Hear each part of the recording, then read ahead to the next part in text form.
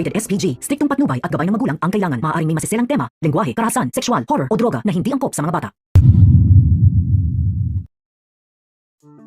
Dahil sa pagiging makulit nitong si Sebastian, ay nagawa nga niyang ilakad itong si Sam kay Pia.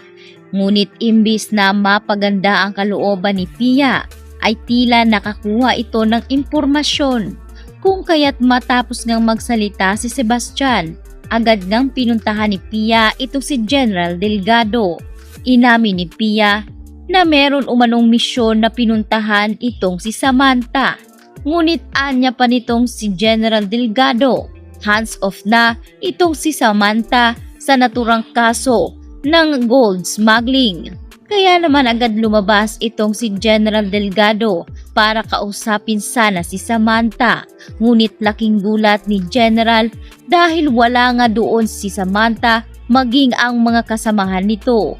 Kaya tinanong ngayon ni General Delgado itong si Sebastian at ang kasama nito kung may alam ba sila kung nasaan ngayon itong si Sam. Subalit wala ngang may gustong umamin. Kaya naman dito sumilip-silip si Pia sa lamesa nitong si Samantha at doon nakakuha siya ng calling card kung saan si Mr. Chan nga ang pupuntahan ngayon nitong si Samantha. Kaya galit na galit itong si General Delgado dahil hindi na pinakikinggan ni Samantha ang kanyang desisyon. Tila na bypass itong si General Delgado. Kaya naman pinatatawagan na ni General itong si Samantha. At dahil nasa gitna ng misyon itong si Sam, ay hindi niya nga sinasagot ang tawag ng kanyang kasama. At hindi rin inaasahan ni Samantha na malalagay pala sa alanganin ang kanyang misyon dahil bigla ngang dumating ang malaking grupo na kung saan hindi rin sila handa dahil sandamakmak pala ng mga tauhan ng mga Zafra ang lumusob para itumba si Mr. Chan sa lalong madaling panahon dahil si Lucas ang magiging sagot sa kalayaan nitong si Victor. Oras na maunahan ni Lucas itong si Samantha na makuha si Mr. Chan. Kaya naman itong si Gabo ay patuloy pa rin ang kanyang pagmamanman at nagulat na lindang siya sapagkat nakita niya rin itong si Samantha, ang babaeng nakita niya rin sa Jade Imperial. Kaya naman nagdududa tuloy itong si Gabo dahil baka kasabot nga ni Mr. Chan itong si Samantha. Walang kaalam-alam ang dalawa na pareho nga silang may misyon na hinaharap ngayon.